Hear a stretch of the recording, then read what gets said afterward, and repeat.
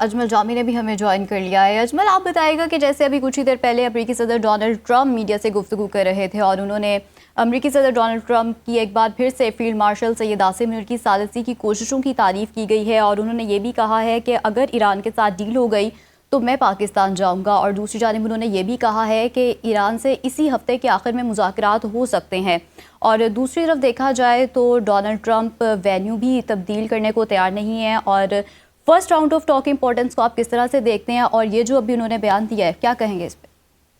دیکھیے، سنو نیوز کو اعزاز ہے کہ آج ہمارے لائیو جامی پروگرام میں ہم نے یہ اپنے ابتدائیے میں یہ خبر نشر کی تھی کہ آج واشنگٹن ڈی سی پہ نظر رکھیں، اور میں چاہوں گا کہ ہمارا وہ جو سٹیٹمنٹ تھی خبر کی بنیاد پہ وہ نشر بھی کی جائے کہ ہم نے عرض کی تھی کہ واشنگٹن ڈی سی پہ نظر رکھیں، دو اہم ڈیولپمنٹس ہو سکتی ہیں، ایک لبنان فرنٹ پہ اور ایک پاکستان میں ہونے والے مذاکرات کے فرنٹ پہ۔ اب سے 48 گھنٹے پہلے ہم نے اپنے سوشل میڈیا کے اوپر بھی یہ خبر نشر کر رکھی تھی کہ یہ ٹرمپ صاحب جو ہیں یہ پاکستان تشریف لا سکتے ہیں اگر ممکنہ ڈیل ہو جائے۔ اس سلسلے میں سب سے اہم تھا جناب فیلڈ مارشل کا دورہ جو ہے تہران کا، جو جب کنکلوڈ ہوا تو آپ اس کے آپٹکس کو دیکھیے۔ آپٹکس میں کیا تھا کہ وہ آخر میں خاتم الانبیاء ہیڈ کوارٹر جاتے ہیں جہاں پہ وہ ان کی ملٹری قیادت سے ملاقات کرتے ہیں، اور اس بیچ میں جو ایران کا سب سے بڑا ڈیمانڈ تھی، because they need some thing, وہ یہ تھی کہ وہ لبنان میں سیز فائر ہو۔ آپ سیز فائر کا اعلان آپ نے دیکھ لیا سر شام، جس میں ہم نے پریڈکشن بھی کر رکھی تھی آج اپنے پروگرام میں، اس پر ثابت ہوئی، کیونکہ جو لبنان کے صدر ہیں جوزف صاحب وہ ان سے اسرائیلی پرائم منسٹر سے بات چیت کرنے سے انکاری تھے for certain reason which was true, اور اس کے بعد ٹرمپ ہیڈ ٹو انٹروین، اور ٹرمپ نے جب انٹروین کیا تو اس کے بعد اس نے اعلان کیا کہ 10 روز کی سیز فائر ہو رہی ہے۔ یہ ایران کا سب سے بڑا مطالبہ تھا جو مانا گیا۔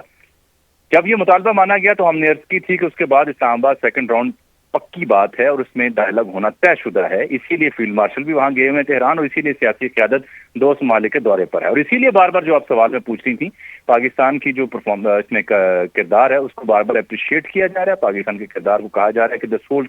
فیسیلیٹیٹر میڈیٹر، وہ اسی سے ثابت ہو رہا ہے۔ اب آل آئیز ٹو اسلام آباد، کیونکہ یہ شو اسٹاپر ہے Pakistan, centre stage is set, اور اس میں ٹرمپ کے بارے میں 48 گھنٹے پہلے ہم نے خبر دے رکھی تھی کہ اگر معاہدہ ہوتا ہے تمام تر اس شرائط کے بعد جس میں دونوں ممالک کے لیے کچھ لینے دینے کے لیے ہوگا تو ٹرمپ بھی آ سکتے ہیں۔ مارکو روبی کا اعلان تو ہم نے آج اپنے پروگرام میں بھی کر دیا تھا کہ اس کا اطلاع بھی ہے کہ وہ آ سکتے ہیں۔ یہ بہت بڑا مائل سٹون ہے، and credit goes to the both military and political leadership, جنہوں نے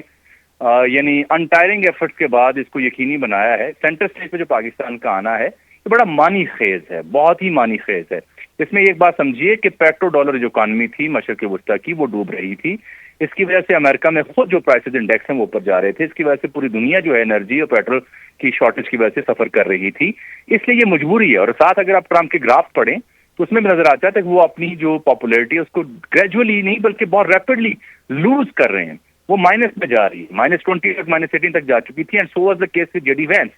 اس کو سمجھتے ہوئے مڈ ٹرم آگے آنے والا ہے، اور اس کے ساتھ ساتھ آپ دیکھیں سپریم کورٹ نے ٹیرف کو اڑا رکھا ہے، سپریم کورٹ نے آپ کی جو گورنمنٹ فنکشن ہے اس کو اڑا رکھا ہے، تو اس کو دیکھتے ہوئے ان کے لیے چلنا مشکل تھا۔ سو ہینس میں سمجھوں گا کہ یہ Pakistan at the top of دی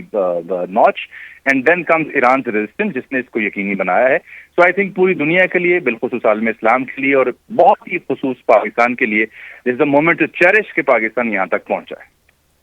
بالکل درست فرمایا آپ نے، اور اپنے ناظرین کو اس حوالے سے بتا رہے ہیں کہ امریکی صدر ٹرمپ کی ایک بار پھر سے فیلڈ مارشل سید عاصم منیر کی ثالثی کی کوششوں کی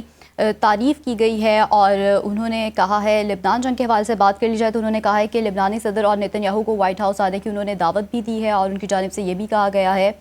کہ تیل کی قیمتیں بھی نیچے آ رہی ہیں۔